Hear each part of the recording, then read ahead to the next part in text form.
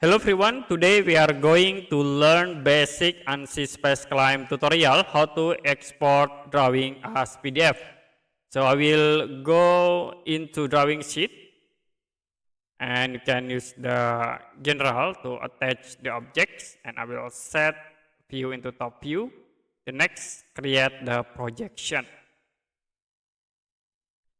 Okay, now if you want to set this drawing as PDF, we can use print tools. Okay, you can go to file, click print,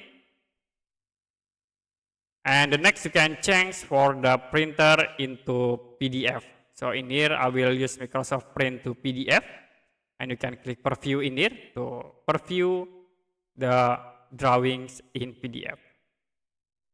So if you done, you can click print to change these drawings into PDF.